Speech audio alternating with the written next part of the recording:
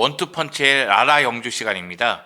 라리가를 라이브하는 영주 시간이죠. 월요일 저녁 19시에 여러분을 찾아뵙고 있습니다. 라라 영주에 대한 관심이 더욱더 뜨거워져야 될 텐데 걱정이 조금 앞섭니다. 내일은 같은 시간에 장지현 해설위원의 축구장이가 여러분을 찾아갑니다. 축구장이는 인기가 굉장히 많죠. 그에 비해서 라라 영주는 인기가 좀 떨어지는 것 아닌가, 이런 걱정 때문에 잠을 이룰 수가 없어요. 제가 잠을 못 자가지고 오늘 새벽에 레알 마드리드 경기까지 보고 왔습니다. 그 정도입니다, 여러분. 네, 추억님 안녕하세요. 한국의 퍼스님 안녕하세요. 메가님 안녕하세요. 장규진님 안녕하세요. 정용환님 안녕하세요. 정용환님 기분 쎄하다고, 트래블 안 될 것 같다, 무관일 것 같다. 그러니까 추억님이 점점점점 승자식이긴 한데요. 그러면서 추억님께서 뭐라고 얘기하고 싶지만 참고 있는 이런 아름다운 채팅창의 모습, 이게 바로 원투펀치 라라 영주의 채팅창의 모습입니다. 정용환님께서는 기분이 쎄한 것 같고요. 그리고 추억님께서는 어떻게 해서든 트래블을 하고 싶어하는 마음이 있는 것 같습니다. 멘도님 안녕하세요. 한국의 버스님 누가 그래요? 바르셀로나 대역전승으로 이겼잖아요. 네, 셀타비고전 수비 개판이었죠. 경기력 개판이었죠. 결국은 승리를 거두긴 했지만 바르셀로나가 굉장히 불안하다는 것이 여실히 드러났습니다. 그 정도로 바르셀로나 입장에서는 지금 분위기가 좀 안 좋다고 할 수도 있겠죠. 저는 바르셀로나가 해트트릭 제조기인 줄 알았어요. 기라시, 요즘에 좀 부진하니? 해트트릭 하고 싶어? 일로 와. 옛다 해트트릭. 보라 이글레시아스, 어머, 올 시즌 5골밖에 못 넣었어? 이리 와. 해트트릭 하게. 옛다 해트트릭. 네, 2경기 연속으로 해트트릭을 허용하는 그런 모습이 나왔죠. 그러다 보니까 경기 보시는 꿀애들, 바르셀로나 팬들은 답답함을 느꼈고, 레알 마드리드 팬들은 1대 3일 때 셀타비고가 3골 넣으면서 2골 차로 앞서 있을 때 옳다거나 맞구나, 바르셀로나가 미끄러지는구나, 그러면 우리가 아틀레틱 클로브에게 승리를 거두면 승점 차가 1점이 되는구나, 이런 생각이 들 때쯤 다니 올모하고 라민 야말이 들어오면서 분위기를 바꿨죠. 그러면서 바르셀로나가 4대 3으로 승리를 거뒀고, 레알 마드리드도 아틀레틱 클로브를 상대로 고전했지만 발베르데의 원더골, 엄청난 골이 터지면서 1대 0으로 승리를 거뒀습니다. 그래서 두 팀의 승점 차는 여전히 4점입니다. 라리가 이야기는 잠시 후에 자세히 하도록 하고, 전체적인 흐름을 말씀드리자면 우승 경쟁은 바르셀로나 레알이 하는 모습이에요.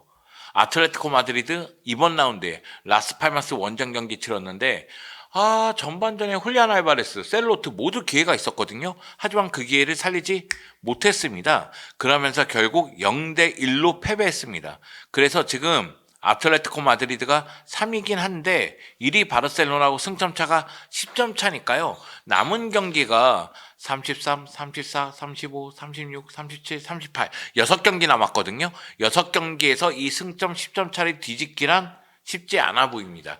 그래서 아틀레티코 마드리드의 우승 경쟁은 사실상 마감하는 느낌이 아닌가, 그런 생각이 들었고요. 아틀레틱 클로브 레알 마드리드 경기 얘기할 때 이야기하겠지만, 아틀레틱 클로브도 4위에서 3위로 도약하지는 못하고 있습니다. 4위에 머무는 느낌이고, 5위가 비아레알입니다. 이번 라운드 비아레알하고 소시에다드 경기 보셨어요? 재밌었어요. 2대2 무승부였거든요. 비아레알이 4대2로 이기는 줄 알았습니다. 근데 2골이 취소가 됐습니다. 그래서 2대2로 마감되는 모습이었어요. 상위권은 순위 다툼이 치열하게 이루어지고는 있지만 순위의 변동이 그렇게 크지는 않다. 6위 베티스까지는 변화가 없다, 그렇게 얘기할 수가 있겠고, 7위부터는 순위 변동이 상당히 큰 편입니다. 라리가를 보시는 분들 입장에서는 우승 경쟁, 챔피언스리그 경쟁, 그리고 유럽 대항전 경쟁, 그리고 잔류 경쟁, 이런 부분에서 재미를 좀 느낄 거라는 느낌은 듭니다. 다만 유럽 대항전을 치르고 있는 라리가 팀들이 은근히 많은 편이거든요. 근데 주말 경기를 치르다 보니까 주말 경기에서는 좀 아쉬움이 있어요. 경기력이 쫓아가지 못하는 모습이 있습니다. 자, 보니 파커님께서 인테르는 심지어 선수 연령대가 높은 편이라, 인테르가 이번 라운드에 볼로냐에게 0대1로 패배했습니다. 나폴리는 승리를 거뒀어요. 그래서 인테르와 나폴리가 승점이 같은 상황입니다. 세리아 우승 경쟁도 굉장히 뜨겁다, 이런 생각이 드네요. 아탈란타도 AC 밀란에게 승리를 거뒀으니까 주중에 AC 밀란하고 인테르의 코파 이탈리아 준결승 2차전 펼쳐지잖아요. 그 경기도 굉장히 재미날 것 같습니다. 여러분 관심 가져주세요. 네, 나폴리는 남은 리그 일정 엄청 좋던데 멘도님께서 얘기하시는데 나폴리는 유럽 대항전 안녕, 코파 이탈리아 안녕. 그러면 리그에만 집중. 일정도 나쁘지 않아. 그래서 나폴리 입장에서는 해볼만 하다 이런 느낌이고요. 여러분 잘 아시겠지만 인테르는 트래블을 노리고 있잖아요. 리그도 코파 이탈리아도 그리고 챔피언스 리그도. 그러다 보면 전력이 분산될 가능성이 있죠. 그리고 말씀하셨다시피 선수 연령대가 좀 높은 편이에요. 그러다 보니까 75분 이후로는 경기력이 저하되는 모습이 나옵니다. 그런 측면에서 시모네 인자기 감독이 어떤 식으로 이 남은 경기 일정을 짤지 그것이 좀 궁금하긴 합니다. 선택과 집중을 해야 될 그런 상황이긴 하지만 지금 팀의 상황은 집중과 집중과 집중을 해야 되는 상황이니까요. 인자기 감독이 선수 운영을 잘 해야 되겠죠. 한국의 퍼스님 감사합니다. 제 최애팀 맨유의 미친 경기로 대역전승하고 형류의 바르셀로나도 환장할 대역전승하고 48시간 안에 이런 미친 경기를 연속으로 보기도 드문 것 같습니다. 울브스전 졌어도 기억 안 나고 리옹전만 기억납니다. 네. 리옹전에서 대역전승을 거둬서 그 이야기를 하는 것 같습니다. 도파민 터지는 경기였고요. 사실 바르셀로나 셀타비고 경기도 도파민 터지는 경기였습니다. 정성환님께서 트랩을 하지 않고 무관할 것 같다는 이야기를 하셨는데 그럴 가능성도 분명히 존재를 합니다. 바르셀로나 경기 일정이 너무 빡빡하고요. 그리고 선수단 운영도 상당히 어렵습니다. 그래서 무관으로 마감하더라도 이상하진 않는 상황이에요. 그래서 결국은 끝까지 최선을 다해주기를 바랄 수밖에 없는 상황이긴 합니다. 성이름님, 영규형님 반갑습니다. 여기서도 보네요. 여기서도 봅니다. 송영조입니다. 성이름님, 레디꼬님 반갑습니다. 바르셀로나 수비 라우타로 막을 수 있을까요? 모르겠습니다. 라우타로를 막을 수 있을지 모르겠습니다. 거기다 튀랑이 나올지 안 나올지도 모르겠습니다. 튀랑이 지금 부상으로 볼로냐전은 제외가 됐거든요. 여기다 바르셀로나는 레반도프스키도 부상을 당했죠. 그러다 보니까 전력 누수도 존재를 합니다. 신피아님, 리그는 무조건 우승하기를 바랍니다. 바르셀로나가 다가오는 주말에 코파델레이 결승전을 치러요. 4월 27일 새벽 5시인가? 세비야에서 경기가 펼쳐지죠. 그 경기 이후에 인테르하고 UEFA 챔피언스리그 준결승 1차전을 펼칩니다. 그리고 나서 바야돌리드전 펼치죠. 그리고 인테르하고 챔피언스리그 준결승 2차전 치릅니다. 그리고 그 주말에 라리가 35라운드 엘클라시코를 또 치릅니다. 경기 일정이 쉽지 않아요. 쉽지 않습니다.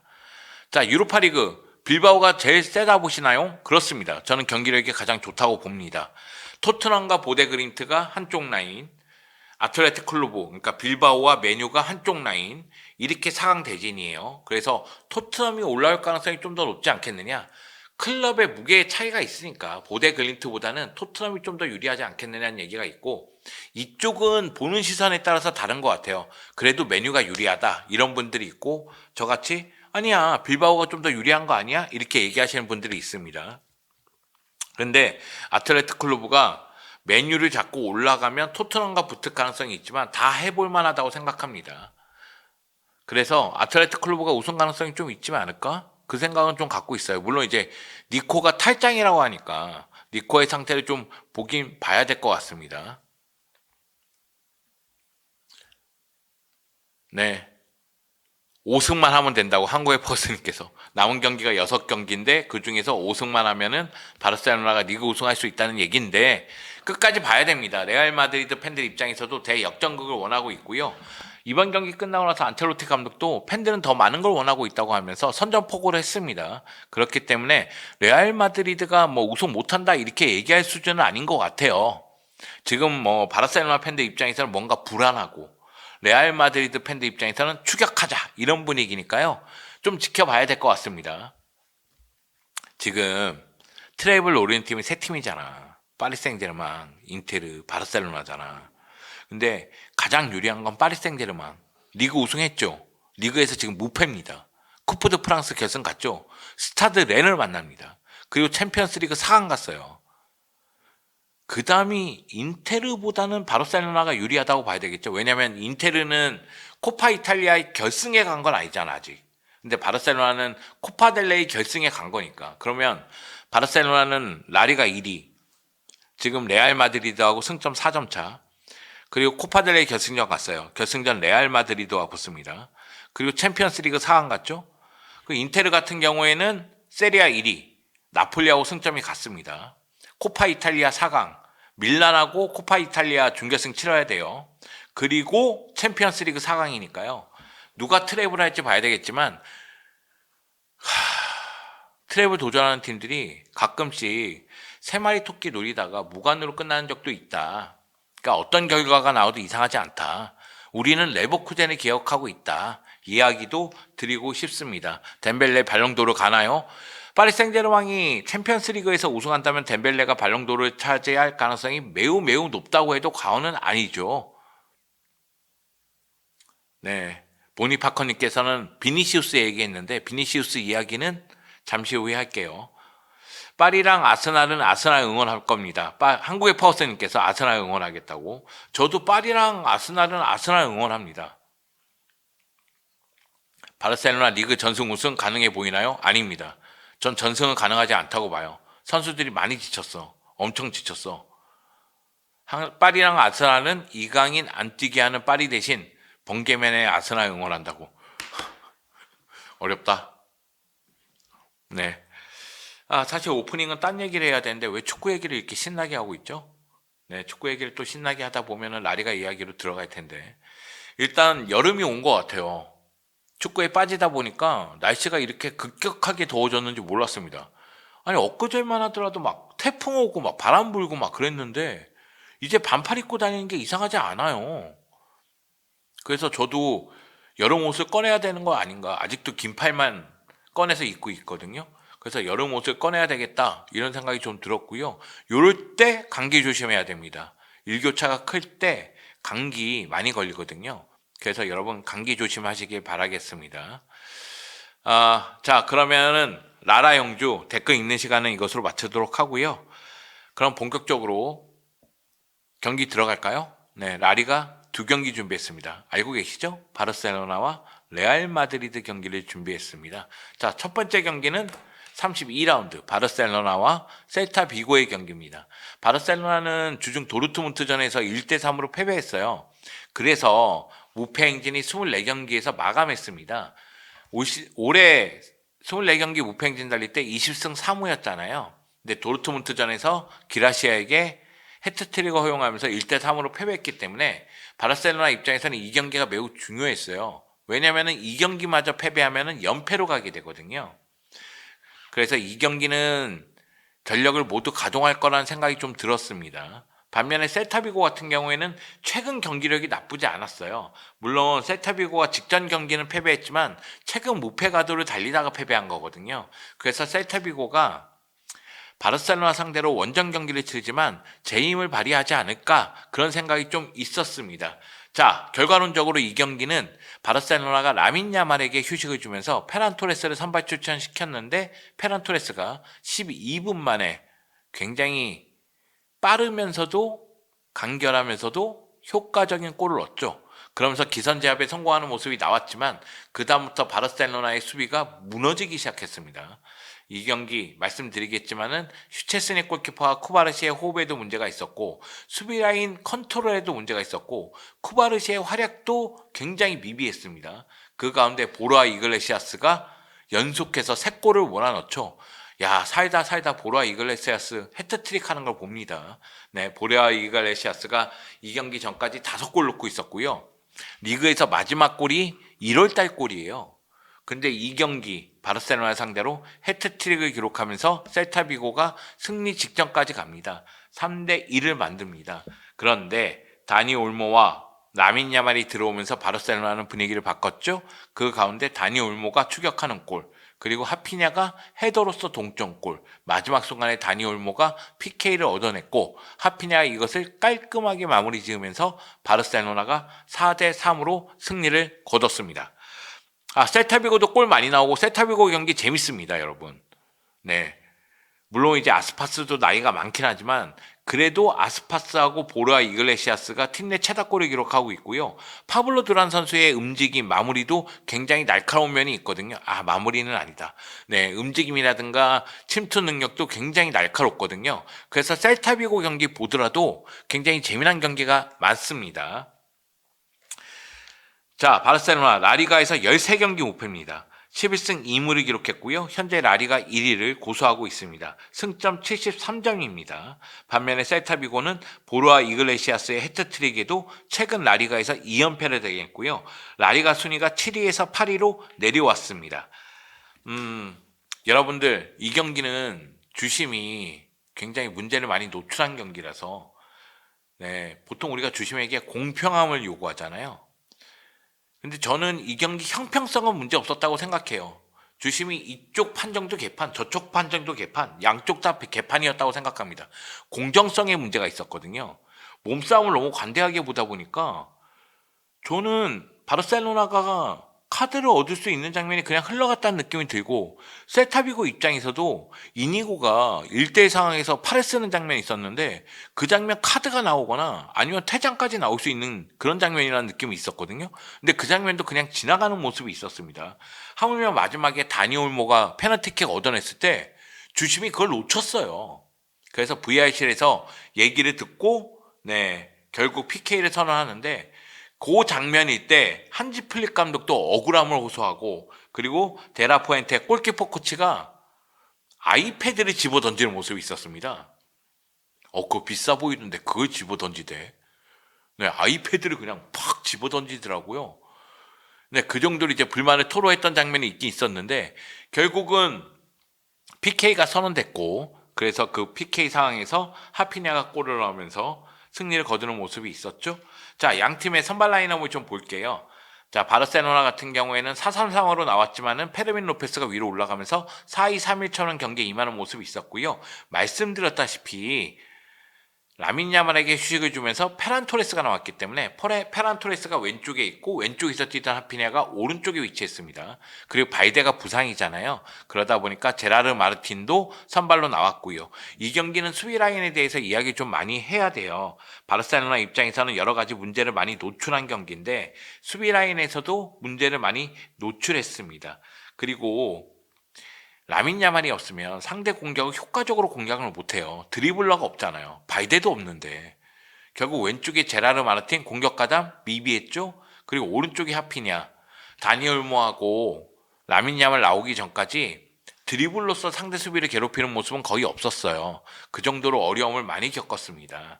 그러다 보니까 이 경기 바르셀로나 입장에서는 어려운 경기였다.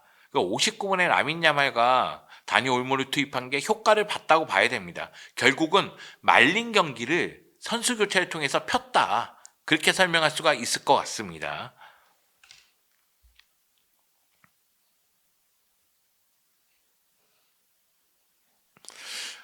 지금 보니파커님께서 진짜 차라리 쿤데 왼쪽으로 보내고 아라오 우측 보내면 안 되려나? 지금 왼쪽에 제라르 마르틴에 대한 불만도 있고, 사실 쿤데도 지쳐있어. 스피드 경쟁에서 밀리는 모습이 있거든.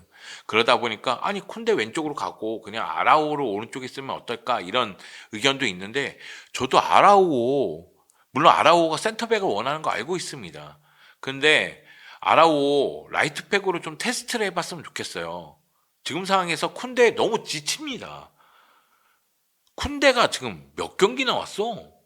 그러니까 바르셀로나가 이 경기가 공식 51번째 경기인데 아마 48경기, 49경기 나왔을걸요? 쿤데는 지각해서 한 경기 쉬었나? 거의 모든 경기 다 나왔어요. 커피 우유님께서 쿤데 백업 없나요? 엑토르 포트 있습니다. 근데 엑토르 포트를 믿지를 않아요. 신뢰하지 않아요. 그러다 보니까 쿤데가 계속해서 나오고 있는데 쿤데도 지쳐 보인다, 이 이야기를 드리고 싶었고요. 자, 셀타비고 클라우디오 히랄데스 감독 공격 전술을 너무나 잘 짰어요. 선수비 후역수비였거든요. 4-5-1에 가깝습니다. 그런데 후방에서 한 번에 넘기는 패스가 상당히 많았고 측면도 적절히 이용했습니다. 첫 번째 골 보면은 결국 오른쪽 측면 파블로 두란에게 내주면서 침투에 들어갔고 다시 크로스하면서 보르아 이글레시아스가 마무리 짓는 골이 나왔고요. 두 번째 골은 수비 라인에서 요엘 라고가 한 번에 넘긴 것이 결국 보르아 이글레시아스가 마무리 짓는 모습이 있었습니다. 세 번째 골도 역습 상황에서 만든 골이었죠. 그래서 셀타비고의 역습은 굉장히 효과적이었다. 다만 수비 쪽에서 버티질 못했다. 막판에 수비가 무너지면서 결국 이 경기 승리를 거두는데 어려움을 겪었지만 제가 보기에는 히랄데스 감독이 이거는 플랜 A를 너무 잘 짰다고 밖에 얘기하기가 어렵습니다. 사실 보르아 이글레시아스도 오프사이드 위치에 계속 서 있다가 순간적으로 나왔다 들어가면서 온사이드가 되는 경우가 있고 동료의 움직임이 온사이드를 만드는 경우가 있어요. 그러니까 보르아 이글레시아스가 빠른 선수는 아니잖아요. 그러니까 이 선수가 오프사이드 위치에서 볼을 잡는 게 아니라 오프사이드 위치에서 움직이고 있을 때 측면 쪽에서 드리블로 들어가면 결국 공격수 2명이 앞쪽에 있으면 볼의 위치로 오프사이드 여부를 판단하잖아요. 볼보다 뒤에서 보르아가 들어가면서 골을 얻는 모습이 첫 골 장면이거든요. 그러니까 동료의 움직임과 스피드가 보르아 이글레시아스를 온사이드로 만들어주는 장면이 있었다는 거죠. 그만큼 히랄데스 감독이 작전을 잘 짰다. 그렇게 얘기할 수가 있겠습니다. 사실 그만큼 바르셀로나 수비가 문제였다는 이야기를 드리고 싶고요. 이거는 부상과도 연결이 됩니다. 테오 슈테겐 여전히 부상이고요. 발데도 부상이죠. 그리고 베르날도 부상이고 카사도도 부상입니다. 여기다 이 경기에서 레반도프스키가 부상을 당했어요. 테오 슈테겐은 부상에서 돌아온다 할지라도 올 시즌 끝까지 슈체스니로 가겠다고 한지 플릭 감독이 이야기했습니다. 반면에 셀타비고는 스타르페트 선수가 지난 경기에서 부상을 당했어요.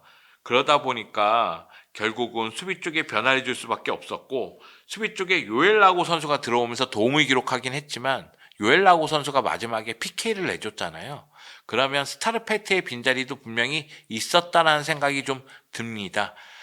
양쪽 모두 부상 선수들이 있다. 그리고 제가 부상 선수를 보여드리는 이유는 바르셀로나 쪽의 부상 선수를 보라는 거예요. 어차피 제가 오늘 방송 끝나고 다음 주에 방송할 때면 코파델레이 결승전 끝난 다음입니다. 그러니까 바르셀로나 부상 선수는 이런 선수가 있다는 걸 여러분이 인지하시고 잠시 후 레알 마드리드 경기 얘기할 때 레알 마드리드 부상 선수는 이런 선수가 있구나 이렇게 인지하시면 될 것 같아요. 자, 제가 매치 도미넌스를 갖고 왔는데 솔직히 이거 여러분 매치 도미넌스 바르셀로나 수비가 얼마나 문제인지 보여주려고 갖고 왔어요. 경기 주도권 바르셀로나가 쥐고 갑니다. 이 경기 그냥 바르셀로나가 주도권 잡고 간 경기예요. 근데 공격의 효율성이 떨어졌다는 거죠. 지금 보면 매치 도미넌스에서 셀타비고 공격 그렇게 많지도 않아요. 근데 셀타비고가 공격하면은 실점이야. 그리고 지금 다니 올모 골부터 연달아 3골이 막판에 터지잖아요. 그때 라민 야말하고 다니 올모가 들어온 다음이에요. 그러니까 라민 야말에 대한 의존도, 다니 올모에 대한 의존도가 얼마나 높은지 나타나는 경기였다는 겁니다. 그러니까 바르셀로나는 주전과 비주전의 차이가 계속 크다는 이야기를 말씀드리고 있는데 지난번에는 페드리 유무에 대해서 얘기했잖아요. 이 경기는 라민 야말 유무에 대해서 얘기할 수밖에 없어요. 거의 질 뻔한 경기였어요. 아니 셀타비고가 공격 작업이 엄청나게 좋았던 것도 아니에요. 바르셀로나의 수비가 그 정도로 문제였다는 얘기입니다. 왜 질 뻔한 거지? 못했으니까요. 수비가 못했으니까요. 밑에서 못해서요. 네, 레몬님 대놓고 얘기하니까 또 상처받네. 예, 못해서 질 뻔했습니다. 페르민이 박스 타격 너무 못해줘요. 박스 타격도 못하고 있고 연계도 잘 못해요. 이 경기는 적어도 무승부로 끝날 수 있는 경기였는데 운도 따른 거예요. 막판에 그것이 PK로 인정이 된 게 다행입니다. 주심은 놓칠 뻔했다니까요. 자, 경기 끝나고 나서 기록을 보면 바르셀로나, 셀타비고 이 경기 무승부로 끝나도 이상하지 않다는 느낌이 들어요. XG값 보세요. 바르셀로나가 2.86 그리고 셀타비고가 2.13입니다. 바르셀로나가 더 높긴 해요. 근데 점유율이 72대 28이고 슈팅 숫자가 18대 11이면 이거 XG값 더 높아야 되는 거 아니야? 아니, 셀타비고보다는 한 골 정도는 더 높아야 되는 거 아니에요? 근데 유효 슈팅 숫자 보세요. 바르셀로나 6개고 셀타비고 8개입니다. 공격의 효율성이 셀타비고가 훨씬 좋았다는 거예요. 그러다 보니까 바르셀로나가 고전 끝에 간신히 승리를 거둘 수 있었던 것이 아닌가라는 생각이 듭니다. 가비를 왜 안 쓰는 걸까요? 가비가 컨디션이 안 좋아요. 가비의 활약이 미비합니다. 가비가 장기 부상에서 돌아온 다음에 컨디션을 쭉 올려야 될 타이밍에 그때 뇌진탕 증상이 있으면서 컨디션 조절에 좀 어려움을 겪었습니다. 그래서 가비가 지금 활약이 좋다고 보긴 어렵습니다. 자, 바르셀로나 이야기를 좀 해볼게요. 바르셀로나 이 경기에서 9번 레반도프스키가 밑으로 내려가면서 11번 하피냐, 7번 페란이 중앙 쪽으로 올라오는 장면이 있어요. 그건 라인 뒤쪽으로 파고든다는 겁니다. 그리고 페란이 이렇게 왼쪽에서 중앙 쪽으로 파고들면서 전반 12분에 선제골을 넣기도 했습니다. 문제는 뭐냐면 지금 35번 제라르 마르틴이라든가 11번 하피냐라든가 7번 페란이라든가 23번 쿤데가 드리블로서 한쪽 측면을 파괴하면서 들어가 줘야 되는데 그게 안 됐어요. 그러면 결국 패스를 통해서 빈 공간으로 들어가면서 무언가 만들려고 했는데 마지막 패스가 끊기는 장면이 많았습니다. 물론 바르셀로나는 중앙 쪽에 페드리, 더용이 위치하면서 그리고 페르민이 위치하면서 앞쪽에서 압박해서 끊으려고 했어요. 근데 상대가 역습 전개를 효과적으로 했고 그러다 보니까 최후방에 있는 2번 쿠바르치가 이것을 커버해야 되는데 쿠바르치가 이 경기에서 부진했단 말이에요. 그러다 보니 수비 쪽에서는 무너지는 장면이 나왔고 실점하는 장면이 계속해서 나온 겁니다. 저는 페르민에 대한 좀 걱정이 있어요.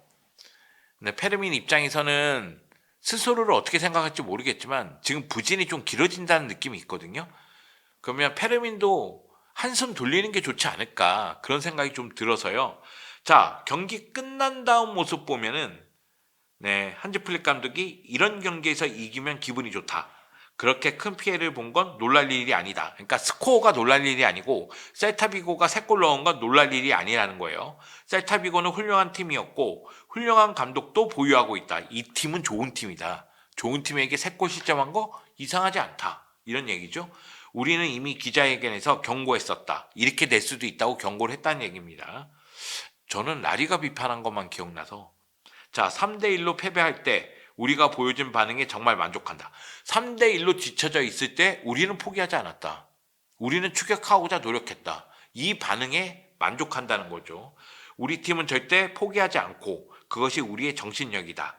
두 번째 골을 실점한 것은 실수였다. 하지만 경기 막판 선수들의 반응은 여전히 만족스럽다. 승리는 만족스럽다는 거예요. 이 경기 승리한 게 매우 큽니다. 바르셀로나 입장에서는 주중 경기에 그 에너지 소비가 크다 보니까 주말 경기에서 어려움을 좀 겪었거든요. 베티스전, 레가네스전 기억하시죠? 근데 이 경기 승리를 거두면서 라리가에서는 여전히 1위를 고수하고 달릴 수 있는 분위기가 됐어요. 근데 바르셀로나는 그와 동시에 이 경기에서 적지 않은 문제점을 노출했습니다. 자, 첫 번째로 살인적인 경기 일정으로 선수들의 체력이 고갈됐어요. 경기 일정 살인적입니다. 빡빡합니다. 제가 바르셀로나가 51경기 소화했다고 했거든요. 물론 레알 마드리드는 지금 이 순간 55경기 소화했어요. 그러니까 경기 수는 레알 마드리드가 4경기 많다고 보면 됩니다. 근데 51경기도 엄청 많은데 우리나라 시간으로 3월 28일 날 오사수나전을 시작으로 해서 주중 주말 경기가 계속 펼쳐지고 있습니다. 그러니까 A매치 이후 바르셀로나 타팀보다 한 경기 더 치렀어요. 수년됐던 오사수나전을 A매치 이후 말도 안 되는 경기 배정을 시키면서 그날 뛰라고 했고 뛰고 이겼습니다. 그리고 주중 주말 경기가 이루어지고 있죠. 약 22일 정도? 21일? 22일 정도 이 기간 동안 8경기를 소화했습니다. 그리고 셀타비고전은 낮 경기예요. 물론 저는 좋았죠. 11시에 경기를 볼 수 있어서. 근데 낮 경기면 선수들이 컨디션 조절하기가 쉽지가 않습니다. 주중에는 밤 경기, 주말에는 낮 경기, 컨디션이 들쑥날쑥할 수가 있죠. 4월 27일 코파델레이 결승전 엘 클라시코를 시작으로 해서 5월 11일 라리가 35라운드 엘 클라시코까지 경기 일정이 미쳤습니다. 약 14일 동안 엘 클라시코, 인테르, 바야돌리드, 인테르, 엘 클라시코를 펼칩니다. 이건 이건 미친 일정이죠. 한지 플릭 감독이 그러니까 경기 전에 라리가 비판 많이 했잖아요. 아니 이거 뭐 하는 짓이냐. 바르셀로나가 챔피언스리그에서 좋은 성적 내면 이거 라리가에 좋은 거다. 결과론적으로 좋잖아요. 올 시즌 라리가 5위까지 챔피언스리그에 나갑니다. 라치오가 유로파에서 탈락하면서 챔피언스리그 바르셀로나, 유로파리그 아틀레틱 클루브, 컨퍼런스리그 베티스 얘네들이 잘해줘서 라리가 5위까지 챔피언스리그에 나간다고요. 그럼 경기 일정을 잘해줘야 될 거 아니야. 듣고 있나 테바스? 전화해 테바스. 카톡 몰라 카톡? 아 그리고 그래 경기 일정 그럴 수 있어. 그래 경기 일정 내가 넘어갈게. 그럼 주심이라도 제대로 배정하라고. 주심이라도. 마리오 멜로르 로페스 주심. 아, 옐로 카드를 갖고 나왔어? 정신이 있어 이 주심? 아니 경기 일정은 이렇게 짜고 주심 배정은 이렇게 하고. 그러니까 바르셀로나는 경기 일정 때문에 그리고 이런 주심 때문에 부상 선수 나오고 체력적으로 더 힘든 거예요. 반칙이면 휘슬을 불고 카드를 꺼내. 아니 몸싸움 다 그냥 쳐다보고 있고.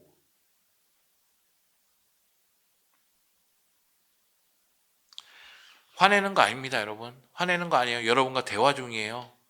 네, 라라 형제는 분노가 없는 방송, 평화로운 방송, 잔잔한 방송, 라디오 방송 같은 걸 추구합니다. 네, 화내는 거 아니에요. 웃고 있습니다. 네, 화내는 거 아니죠. 결국 이제 경기 일정과 주심 배정 때문에 체력적으로 더 힘들다. 바르셀로나가. 그 얘기를 드린 거고요. 그리고 아까 전에 페드리, 라민 야말, 다니 올모, 바이데 이런 선수 얘기했잖아요. 주전과 비주전의 격차가 매우 크다. 바르셀로나는 이 문제도 있다. 여기에 바이데 부상이고 레반도프스키가 이 경기에서 부상당했습니다.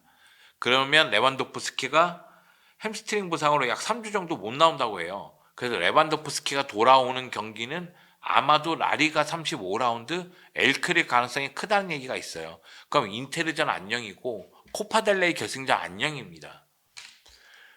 그러면은 바이데하고 레반도프스키의 빈자리를 메워야 될 거 아니에요. 지금 바이데의 빈자리는 제라르 마르틴으로 메우려고 하는데 효과는 전 미비하다고 봐요. 그럼 레반도프스키의 빈자리는 누구로 메울 것이냐? 다니 올모를 제로톱으로 쓸 것이냐. 이 경기 막판에 다니 올모를 제로톱으로 썼거든요. 아니면 페란을 최전방에 기용할 것이냐. 한지 플릭 감독의 선택이 중요해졌고, 그리고 오프사이드 트랩, 네, 라인 올리면서 공격 전개하고, 네, 뒷공간에 대해서 네, 빠른 선수들이 커버하거나 아니면 오프사이드로 해결하는 이 오프사이드 트랩. 쿠바르치가 이 정도 부진하면 이거 문제가 생긴다. 뭐 쿠바르치가 앞으로 잘할 것 같지만 이 경기는 아쉬웠단 말이에요. 그러면 이런 부분에 대해서도 좀 생각을 해야 된다. 여기다가 저는 그 생각도 있어요. 오프사이드 트랩. 선수들이 지쳤을 때 이 전술을 썼을 때 문제가 생긴 거 아니야? 그러니까 이니고도 지칠 때고 쿠바르시도 지칠 때야. 우리가 라민 야말 17살에게 너무한 거 아니야? 이런 얘기하는데 쿠바르시도 17살이야. 쿠바르시 17살인데 너무한 거 아니야? 그리고 마지막으로 한지 플릭 감독 선수단 장악 제대로 하고 있는가? 이런 의문도 약간 듭니다. 왜냐면은 페란하고 페르민이 교체 아웃될 때 신경질적인 반응을 나타냈어요. 안수파티는 몸을 풀다가 벤치로 돌아갈 때 화를 냈습니다. 그리고 경기 끝나고 나서 한지 플릭 감독이 엑토르포트랑 이야기하려고 하는데 엑토르포트가 듣지를 않아요. 그러니까 페란, 페르민은 교체 카드로 주로 사용하고 있고 뭐 이 경기는 선발이었지만 안스파티, 엑토르포트, 뭐 파블로 토레, 파오빅토르는 전력에서 제외된 느낌이거든요.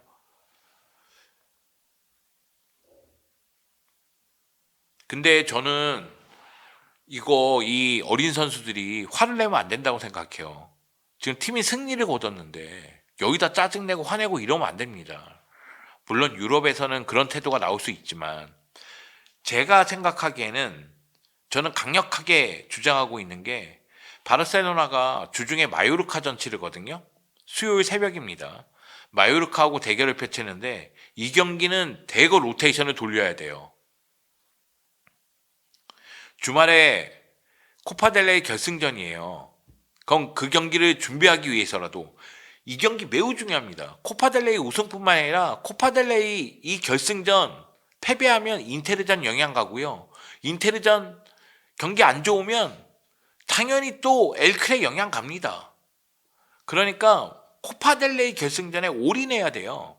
그러면 주중에 마요르카전 전 패배하더라도 로테이션 돌려야 된다고 생각합니다. 패배하면 안 되겠지만 여튼 로테이션을 돌려야 된다고 생각을 합니다. 그러면 뭐 안수파티, 엑토르포트, 파블로 토레, 파우 빅토르 이런 선수들 기회를 잡을 수가 있잖아요. 그리고 기회를 잡았을 때 보여줘야죠. 솔직히 저는 안수파티 마음에 든 경기가 없었어. 엑토르포트 기억나는 경기가 없어. 오히려 파블로 토레는 골을 많이 넣었다. 파우 빅토르도 골수가 적지 않아요. 아니요, 적어요. 2골인가 3골인가? 적어요, 적긴. 근데 안수파티는 리그에서 골이 없을걸요?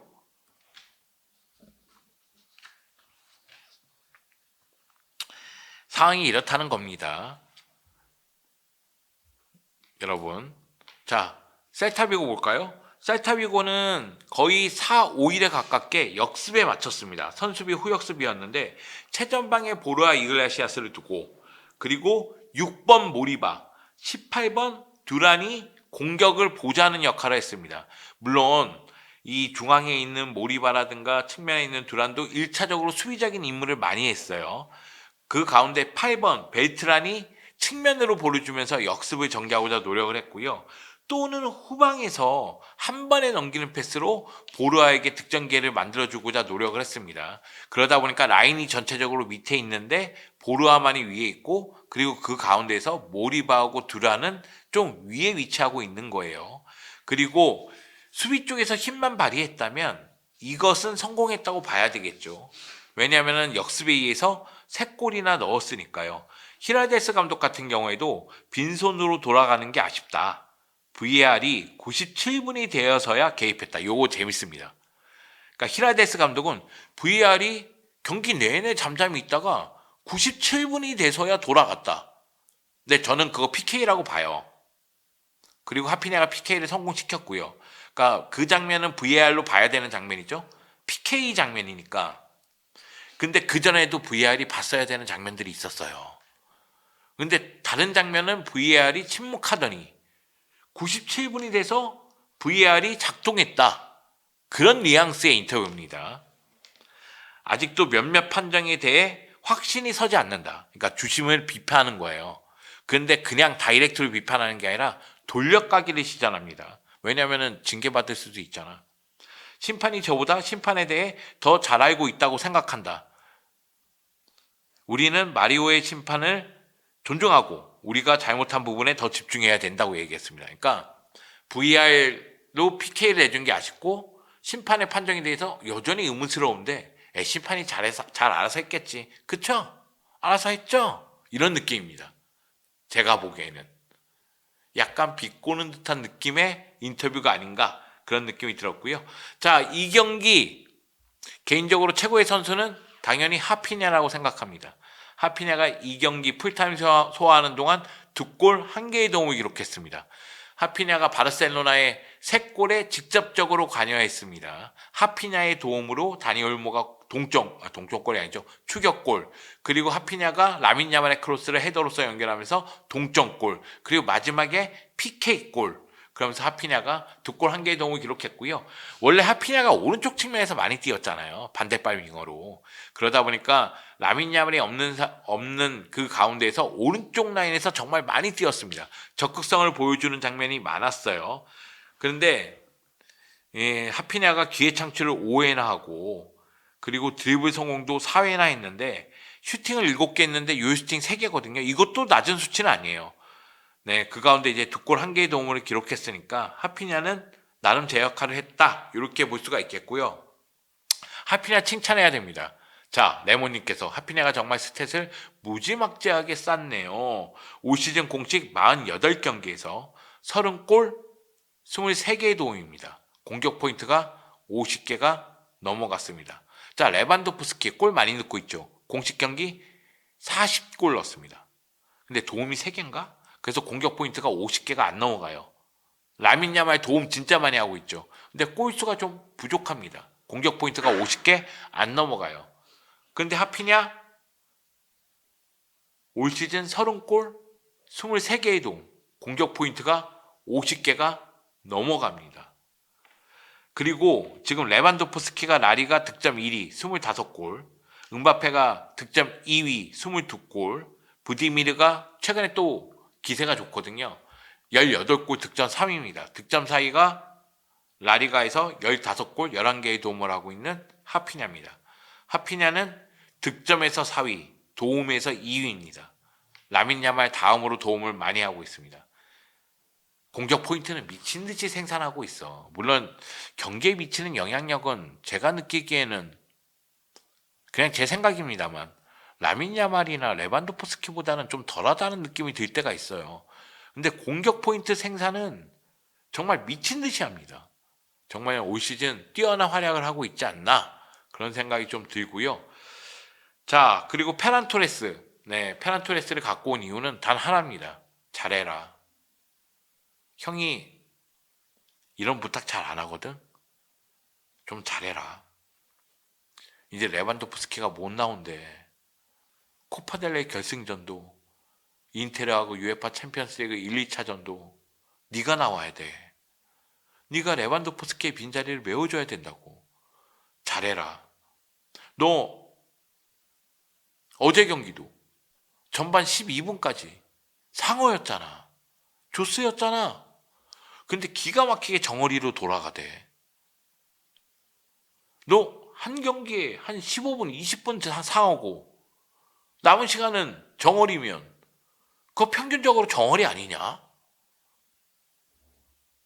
적어도 한 45분은 상어여야 되는 거 아니야? 신신당부한다 너한테. 자, 이 경기에서 한 골 넣었고요. 슈팅 3개 했는데 유효 슈팅은 하나였습니다. 그게 골이었어요. 그리고 기회 창출 하나 했고요. 드리블 성공도 한 차례 시도해서 한 차례 성공했습니다. 올 시즌 공식 40경기에서 17골 4개의 도움을 했고요.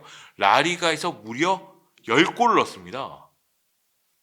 여러분, 라리가에서 두 자릿수 골 넣었어요. 웬만한 공격수만큼 넣은 거예요. 다시 돌아가서 이런 얘기 좀 해볼게요. 바르셀로나 팀 내 득점을 얘기하면 레반도프스키 25골, 라리가 득점 1위죠.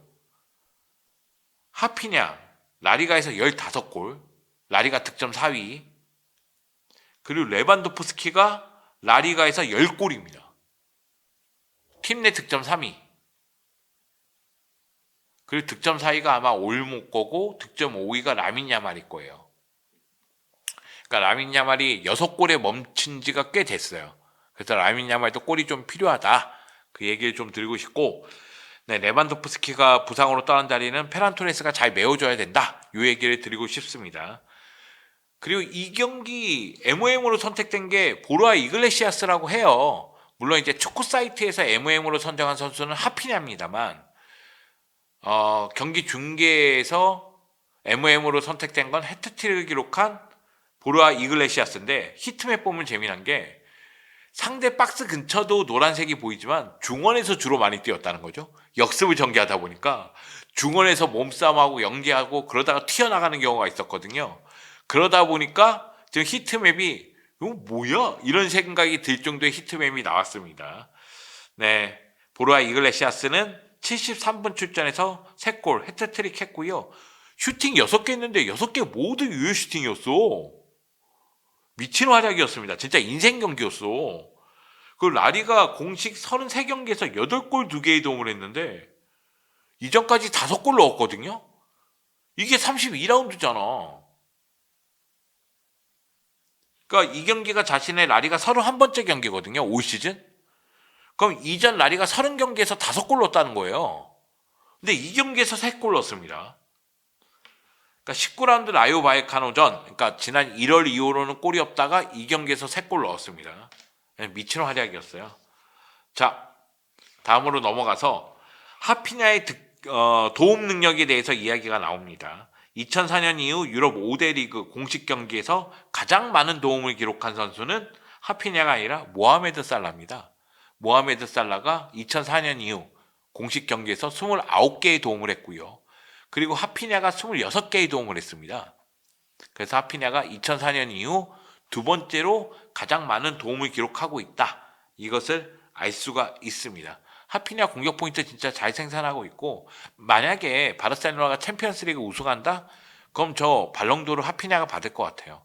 물론 파리가 우승한다? 그럼 덴벨레가 받겠지만요. 자, 그리고 보르야 이글레시아스는 21세기 들어서 바르셀로나 원정에서 해트트릭을 기록한 두 번째 선수라고 합니다. 바르셀로나가 뭐 최근에 기라시아에게 해트트릭, 보르아에게 해트트릭 많이 내주는 것 같긴 하지만 사실 해트트릭 많이 안 내줘요. 그리고 홈에서도 많이 안 내줍니다. 근데 보르아에게는 21세기 들어서 두 번째로 홈에서 해트트릭을 허용하는 모습이 나왔고요. 첫 번째가 2005년도 디에고 포르란이라고 하더라고요. 찾아보니까 이때가 비아레알 소속이었습니다. 비아레알 다음이 아틀레티코 마드리드였죠. 그리고 뭐 인테르 갔었고 세레소 오사카에도 있었고 2018년도에 디에고 포르란은 은퇴를 했습니다.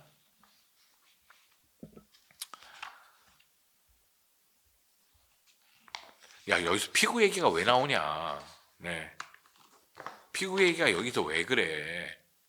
응? 바르셀로나는 골고루 다 넣어주네요. 네, 바르셀로나 은근히 여러 선수가 돌아가면서 골을 넣어요. 근데 이게 많이 넣어서 그래. 바르셀로나가 이 경기에서 4골 넣었으니까 51경기에서 151골 넣었나? 거의 경기당 3골이에요. 근데 레반도프스키도 뭐 공식 경기 40골이니까 많이 넣었고, 하피냐도 많이 넣었고, 페란 토레스, 다니 올모, 그리고 라민 야말, 페드리, 정말 골을 다양한 선수들이 많이 넣었습니다. 그러다 보니까 골고루 넣는다는 느낌이 좀 들죠. 사람들이 살라가 스탯만으로만 발롱 받을만 하다. 맞습니다. 스탯으로만 보면 살라가 발롱 받을만 해요. 근데 리버풀이 챔스에서 떨어진 건 그건 그건 큽니다. 디에고 폴랑 오랜만에 듣는다고. 네.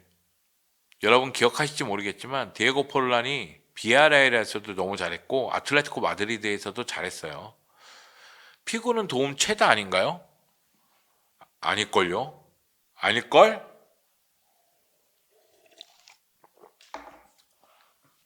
왜 피구 얘기가 나오냐 지금? 오, 도부님인가? 네, 제 라이브 처음이라고 자주 오세요. 자주 들어오세요. 지금 전체적인 댓글 봤을 때 바르셀로나 팬들 반응은 똑같아. 제라르 마르틴 답답하다. 페르민 답답하다. 이게 계속 올라오고 있어요. 제2의 히바우드라고 하기에는 하피냐는 그냥 하피냐 아니야? 히바우드는 온도볼에도 매우 강했어요. 근데 오늘 경기 이거 전반전 보면 온도볼에 굉장히 약한 모습이 나오잖아요. 하피냐가. 그러니까 오프더볼에서 강한데. 그러니까 왼발을 잘 쓰니까 아마 제2의 히바우드라고 얘기하는 것 같은데 스타일의 차이가 좀 있어서 형님은 아라오에게 두 번 다시 보지 말자고 했다고? 아, 내가 순간 욱해서 그랬나 보지. 제가 아라오는 피지컬적으로 굉장히 뛰어난 수비수입니다. 그래서 아라오가 제가 느끼기에는 조금 더 영리하게만 움직이면 한지 플릭 감독 수비에 대한 이해력만 따른다면 정말 좋을 텐데 예전에 아라오 얘기할 때는 부상만 얘기했었는데 이제는 부상과 함께 축구 센스도 얘기하게 됐어요. 페르민은 왜 이렇게 안 터질까요? 제가 페르민 볼 때 느끼는 건데 페르민은 볼이 없을 때 움직임을 많이 가져가야 됩니다. 이게 공격적인 움직임이 아니라 연계에서의 움직임. 제가 이번에 바르셀로나 보면서 정말 화났던 장면이 그 오른쪽 측면이었을 거야. 하피냐가 볼을 잡고 볼을 주고 움직여. 자, 하피냐가 중앙으로 들어왔고 페르민이 올라갔어요. 그리고 쿤데도 올라왔습니다. 근데 아마 쿤데 거예요. 올라왔는데 도용이 밑에 있었죠. 근데 하피냐가 쿤데에게 볼을 주고 공간을 움직여요. 근데 쿤데가 중앙으로 들어오는 페르민에게 연결했어요. 근데 페르민이 볼을 주고 또 중앙으로 움직여. 그러니까 쿤데가 패스를 한다는 사실을 첫 번째 플레이로 하피냐가 주고 들어갈 때 이미 상대 수비수들은 읽고 움직였어요. 그럼 페르민은 여기서 볼을 받으면 다른 쪽으로 돌리면서 연계의 신경을 좀 더 써야 된다니까요. 앞쪽으로 계속 들어가려고 얘한테 또 주고 또 들어가. 이미 얘에 대한 수비는 이루어지고 있는데.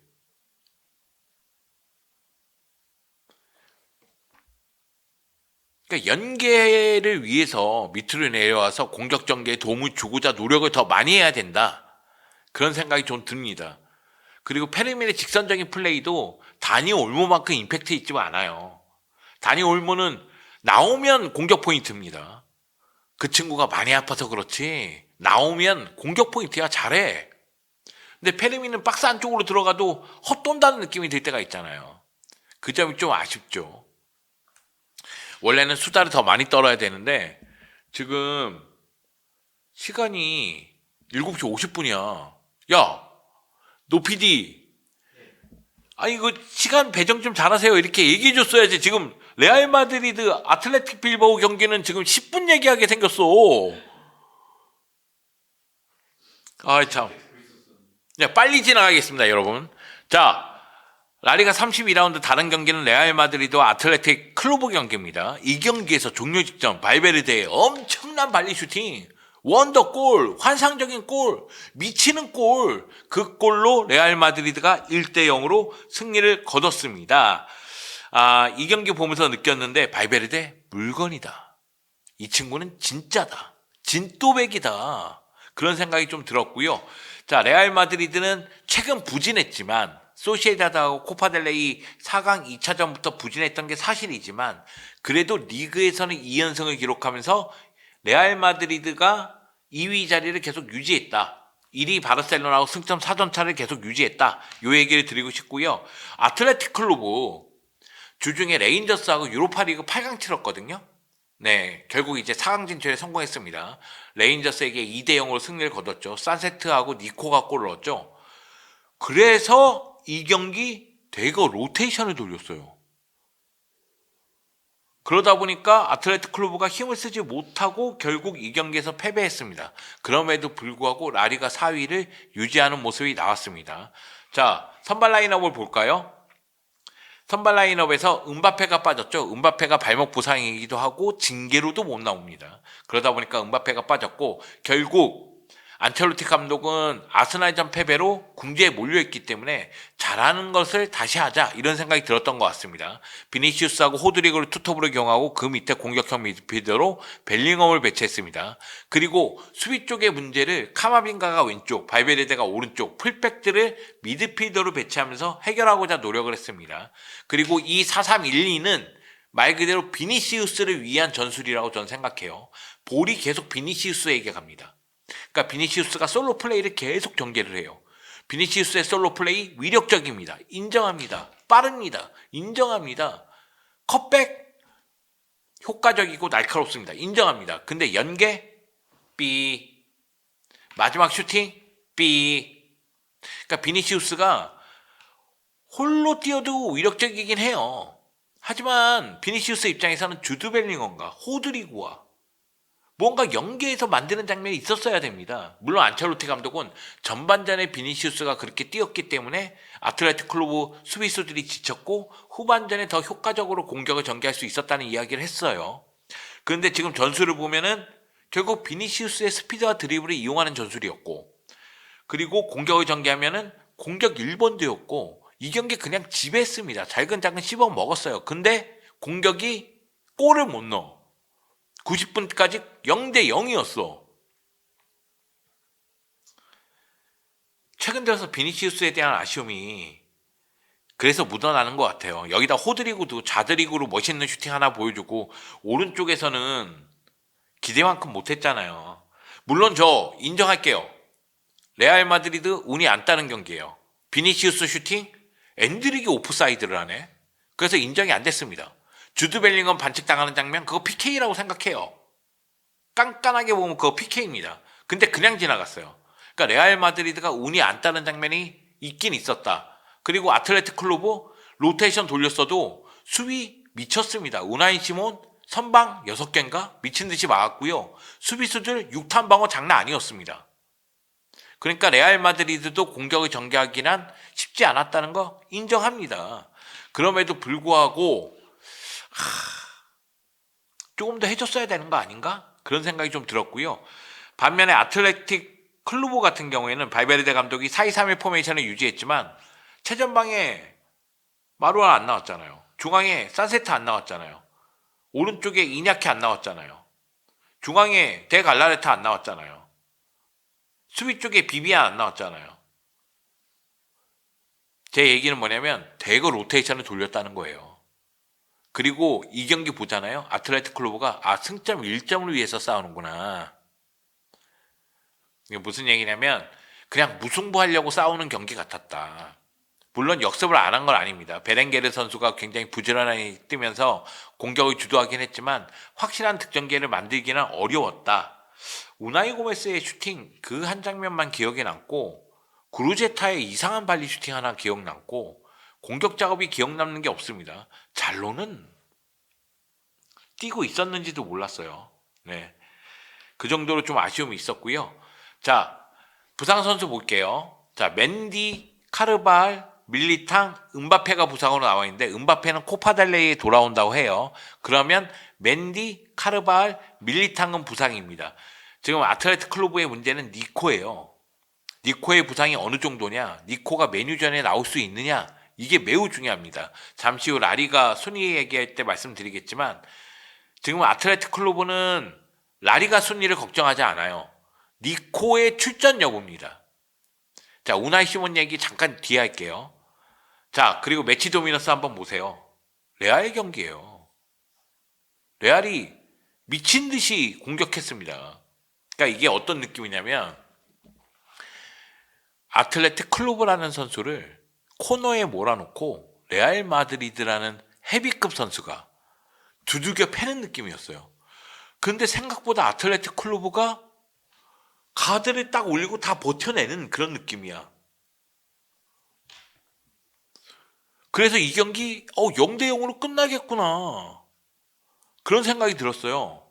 근데 마지막 순간에 다시 한번 말씀드리지만 발베르데의 그 슈팅, 미친 슈팅, 그걸로 레알 마드리드가 승리를 거뒀습니다. 경기 기록 보면은 레알 마드리드가 승리를 거뒀어야 되는 기록이에요. XG값이 1.73, 네, 아틀레틱 클로브는 0.19, 점유율이 74대 26, 슈팅 22개 대 3개, 유효슈팅이 7개 대 1개. 이게 1대0이라는 스코어가 더 이상하게 느껴지지 않나요? 근데 이 경기가 0대 0이었어 봐. 레알 마드리드 팬들 지금 뚜껑 열리고 지금 원투펀치 사무실 앞에 와서 데모하고 그럴걸? 저 꿀의 녀석 무슨 소리냐 막 그러면서 진짜 발베 아니었으면 큰일 날 뻔했어. 커피 우유님께서 말씀하셨는데. 자, 레알 마드리드 제가 생각하기에는 이 경기 미드필더 숫자를 늘려가지고 경기를 지배하려고 했다. 효과 봤습니다. 비니시우스를 이용한 공격 날카로웠습니다만 결과가 좋지 못했고요. 호드리고가 중앙 쪽으로 모이는 건 알겠고 주드 벨링엄이 전방 쪽으로 가는 건 알겠는데 주드 벨링엄이 약간 겉돈다는 느낌이 들 때가 있고 호드리고를 제대로 이용하지 못한다는 느낌이 들 때가 있어요. 그러니까 레알 마드리드 지금 경기 전개 시의 포메이션 보면 저희가 항상 얘기하지만 비니시우스는 앞쪽에 나가서 플레이를 하고 있는 가운데 주드 벨링엄은 전방 쪽에, 호드리고는 중앙 쪽에 있는데 이게 좀 아쉽다는 거죠. 네.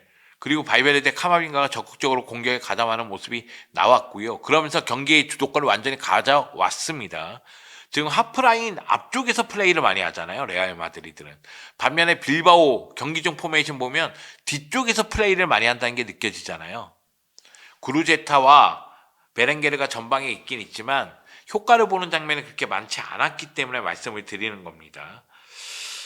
안첼로티 감독은 이 경기 승리를 거두면서 그런 얘기를 했어요. 팬들은 더 많은 걸 원한다. 뭐 당연한 얘기긴 하지만 그 얘기는 코파델레이, 라리가 우승하고 싶다. 도전할 거다. 이 얘기입니다. 포기하지 않았다는 얘기입니다.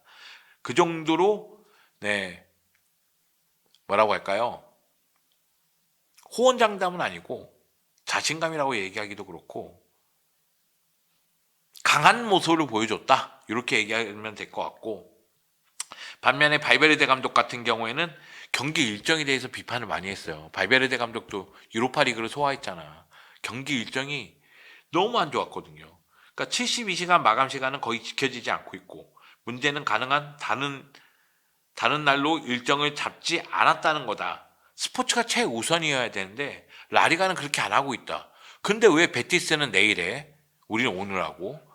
네, 베티스도 같은 날 컨퍼런스 리그 치렀거든요. 그럼 우리도 내일 해야 되는 거 아니야? 이런 얘기를 한 거죠. 그러니까 발베르데 감독은 경기 일정 때문에 이 경기는 로테이션 돌릴 수밖에 없었어. 그 얘기를 하는 겁니다. 그리고 경기 일정 때문에 결국은 패배를 당할 수밖에 없었어. 그 얘기를 한 셈이에요. 자, 선수 히트맵을 볼게요. 네, 저는 이 경기 최고의 선수는 발베르데라고 생각해요. 경기 시작은 라이트백으로, 그리고 막판에 중앙 미드필더로, 그리고 결승골을 넣었죠.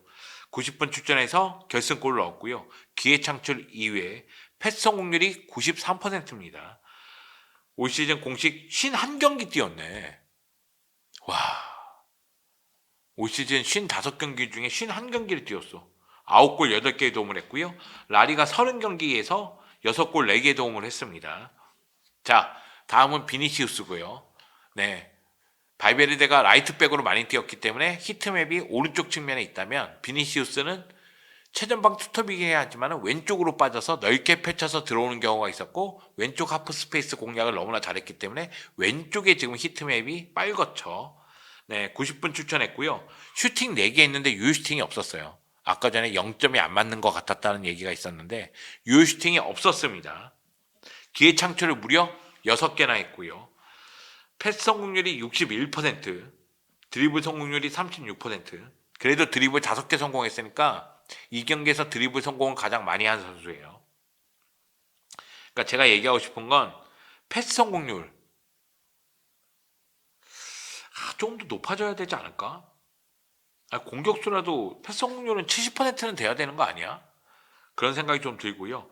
자, 공식 46경기에서 20골 14개의 도움, 라리가에서 11골 7개의 도움. 사실은 비니시우스에 대한 이야기를 여러분과 해보고 싶었어요. 최근 비니시우스에 대한 비판이 많은데 과연 레알 마드리드가 비니시우스에게 넘버 7을 주고 이 선수를 중심으로 팀이 돌아가는데 그만큼 엄청난 신뢰감을 주고 있는가? 이게 선수 태도의 문제라든가 아니면 플레이를 봤을 때 그런 의문이 좀 들어서 이런 이야기를 할까 했는데 시간을 많이 보내서요. 그냥 지나가도록 하겠습니다. 자, 아틀레틱 클로브 우나이 시몬 골키퍼. 제가 알기로는 경기 중에 MOM은 우나이 시몬일 거예요. 네. 축구 사이트들은 발베르데를 했는데 우나이 시몬 골키퍼가 아마 경기 중 MOM일 겁니다. 풀타임 소화했고요. 선방을 6개나 했습니다. 우나이 시몬 골키퍼가 아틀레틱 클로브에서 리그 경기는 선발이에요. 그래서 리그 경기 보면 라리가 15경기 나왔고요. 11골 실점하고 5경기 무실점입니다. 그런데 아기레 사발라 골키퍼가 유로파 리그에서는 선발이에요. 그러니까 유로파 리그의 11경기에서 10골 실점하고 5경기 무실점 기록했거든요. 물론 우나이 시몬 골키퍼가 부상일 때 아기레 사발라 골키퍼가 리그 경기도 많이 나왔어요. 그래서 아기레 사발라 골키퍼가 주전으로 도약한 거 아니야? 이런 생각이 있었는데 우나이 시몬 골키퍼가 리그 주전이고 유로파 리그는 아기레 사발라가 주전이고 이런 식으로 돌아갑니다. 그리고 둘 다 잘해. 아니 골키퍼 예전에 레알 마드리드 보면 쿠르투아 잘하고 루닌 잘하고 이런 생각 들었는데 얘네도 우나이 시몬도 잘하고 아기레 사발라도 잘해요. 그래서 누가 나와도 이상하지 않다. 그리고 우나이 시몬이 미친 선방을 보여줬다. 그런 생각이 들었습니다. 자, 다음 페이지로 가면 발베르데는 21세기 들어서 레알 마드리드 소속으로 라리가 홈에서 네 번째로 늦은 시간에 결승골을 넣었대요. 92분 08초에 결승골을 넣었거든요.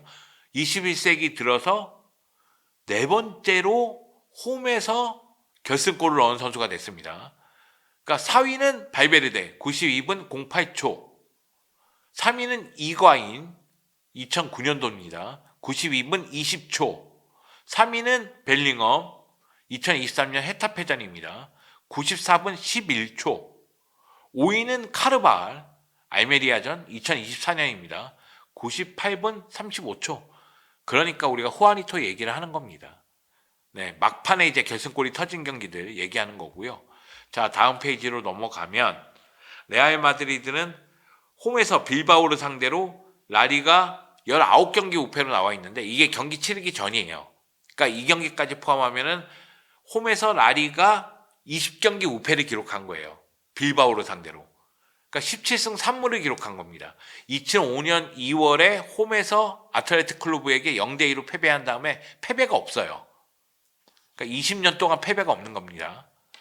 2005년 2월에 이때 2대0을 이길 때 내 기억이 맞으면 델 오르노, 이라올라, 풀백들이 골을 넣었어요.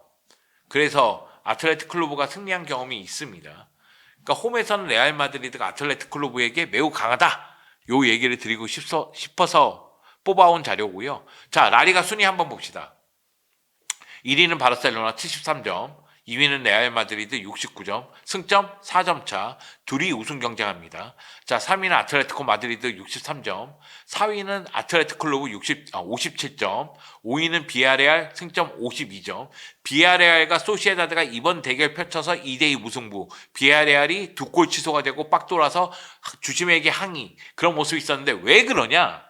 라치오가 유로파리그에서 탈락하면서 라리가는 챔피언스리그 진출 티켓이 5장이 됐습니다. 그러니까 5위까지 챔피언스리그에 나갈 수가 있어요.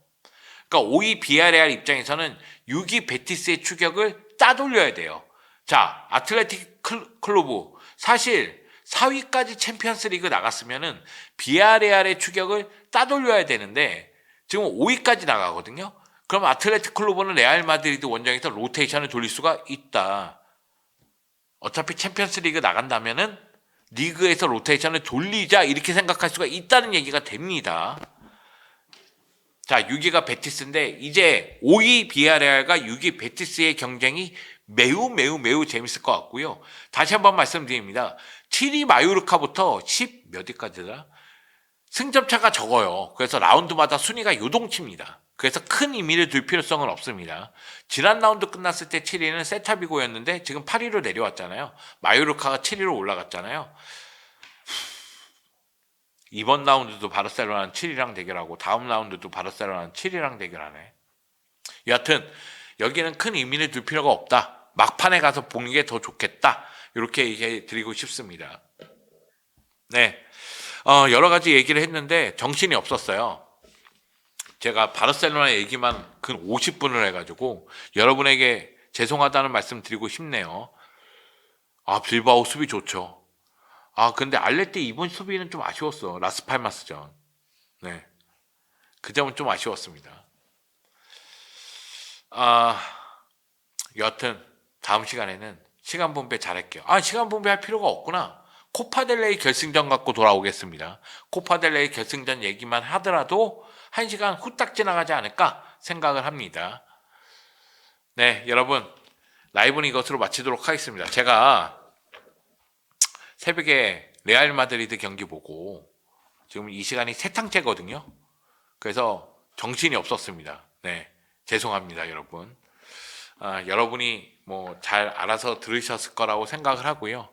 여러분이 남기는 의견들 다 보고 있습니다. 그래서 감사하다는 말씀 드리고 싶고, 저 아까 전에 뭐 정말 이상한 욕만 아니면 다 괜찮아요. 그러니까 하고 싶은 이야기 라라 영주 시간에 마음껏 쏟아내세요.